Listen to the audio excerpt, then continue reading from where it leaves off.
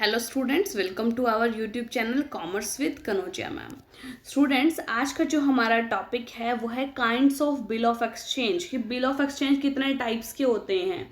ठीक है, तो देखिए students, first of all first bill है इनलैंड बिल। इनलैंड मतलब अपने कंट्री में। ठीक है, in an inland bill of exchange is one which is drawn by a businessman for acceptance by another businessman of the same country कि जिस जो draw किया है एक बिजनेसमैन ने for acceptance by another businessman, जो दूसरा बिजनेसमैन एक्सेप्ट करेगा सेम कंट्री का होना चाहिए। एक बिजनेसमैन जो ड्रॉ कर रहा है वो भी सेम कंट्री का, और जिसकी एक्सेप्टेंस के लिए उसको ड्रॉ किया गया है वो भी सेम कंट्री में होना चाहिए। Therefore an inland bill of exchange in one in which both the parties are the same country.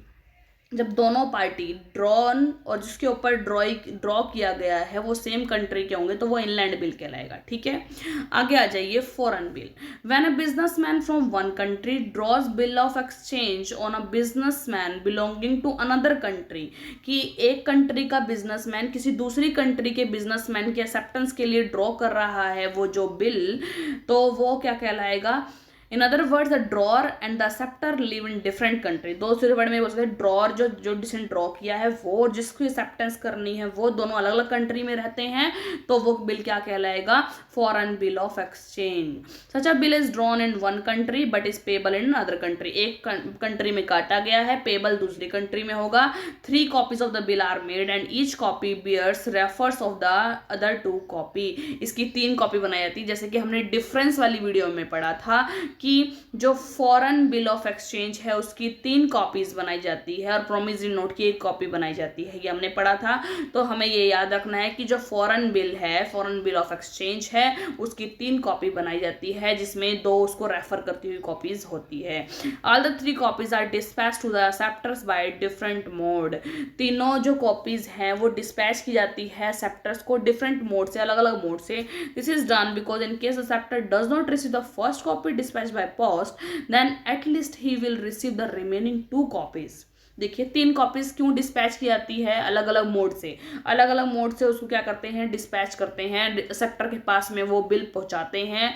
अगर सपोज कीजिए क्यों किया जाता है, अगर एक मान लो एक पोस्ट उसके पास नहीं पहुंची तो कम से कम 2 कॉपी तो उसके पास पहुंचेगी ही। However, on payment of the first copy of the bill of exchange, the other 2 copies become redundant। देख, जब एक कॉपी से ही उसने जब पेमेंट कर दी है बिल की तो दूसरी वाली तो उसे किसी काम की नहीं रही। ठीक है, another point to be kept in the mind in relation to a foreign bill is the foreign bill is stamped twice. Foreign bill को 2 बार स्टैम्प किया जाता है, once in the country of the drawer and once in the foreign country. Specimen और specimen देखो। अब याद रखना इंपॉर्टेंट चीज कि जो फॉरेन बिल है ये क्या है, जो फॉरेन बिल का आपको 4 नंबर का क्वेश्चन आ सकता है कि फॉरेन बिल को डिफाइन कीजिए। तो फॉरेन बिल को आप ये बताओगे कि इसमें एक बिजनेसमैन एक कंट्री में रहता है, दूसरा बिजनेसमैन दूसरी कंट्री में रहता है, यानी जो ड्रॉअर है वो एक कंट्री का है, जो एक्सेप्टर है वो दूसरी कंट्री का है। या ये बोल सकते हैं जहां पर drawer and acceptor different countries में रहते हैं तो उधर फॉरेन बिल ऑफ एक्सचेंज काटा जाता है। ठीक है, और क्या याद रखोगे कि जो फॉरेन बिल ऑफ एक्सचेंज है वो 3 कॉपीज बनाई जाती है। 3 कॉपीज किस लिए बनाई जाती है, क्योंकि जो एक्सेप्टर है वो आउट ऑफ कंट्री रहता है तो उसके पास पता नहीं पहुंचेगा या नहीं पहुंचेगा बिल ऑफ एक्सचेंज, इसलिए 3 अलग अलग मोड ऑफ जो डिस्पैच है उसके थ्रू आपने वो जो 3 जो कॉपीज हैं वो पहुंचानी है उसके पास। कि भाई सपोज करो एक पोस्ट के पास नहीं पहुंची, दूसरी तो पहुंचेगी। ठीक है, और फिर क्या है बोलता है कि एक और चीज याद रखनी है कि आपने जो बिल ऑफ एक्सचेंज यानी फॉरेन बिल ऑफ एक्सचेंज होगा वो 2 बार स्टैम्प्ड होगा। ठीक है, तो आपने क्यों होगा 2 बार स्टैम्प, क्योंकि एक तो अपनी कंट्री में होगा उस बिजनेसमैन की, एक जिस कंट्री में आप भेज रहे हो सेक्टर की जो कंट्री है उसमें वो स्टैम्प होगा, तो 2 बार स्टैम्प की जाएगी इसके ऊपर। इसका स्पेसिमेन देख लेते हैं हम। न्यू दिल्ली 31 जनवरी 2006, ये पैसे लिख रखे हैं, ये स्टैम्प यहाँ लग रही है इसकी। 60 days after sight of this bill first bill of exchange second and third of the same tenure and the date unpaid pay to the Grindlays bank और order the sum of the 500 pounds only for value received के लिखा दिया, और new Delhi enterprise Ashok Kumar manager हो गया, और यहाँ पर उसका जो भी Federal Lloyd Corporation West Germany का यहाँ पर उसका एड्रेस हो गया। ठीक है, ये आ गया हमारा specimen of a foreign bill of exchange. ठीक है, ये देखिए, और एक डिफरेंस और कर लेते हैं हम, ये difference between inland and foreign bill of exchange.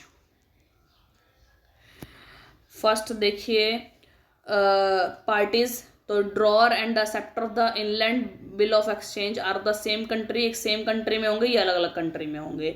Language, an inland bill is drawn in the language prevalent in the country in which it is drawn, मतलब कौन सी लैंग्वेज में लिखेगा, जो भी आपकी प्रेवलेंट कंट्री में जो भी लैंग्वेज यूज करते हैं उसमें लिखा जाएगा। और foreign bill is always drawn in English, और फॉरेन बिल को ऑलवेज इंग्लिश में लिखेंगे क्योंकि इंग्लिश हर कंट्री में समझी जाती है। ठीक है, आगे देखिए, an inland bill is stamped only once, inland bill हम ओनली एक बार स्टैम्प होता है, जबकि फॉरेन बिल 2 बार स्टैम्प होता है, एक खुद की कंट्री में और एक्सेप्टर की कंट्री में।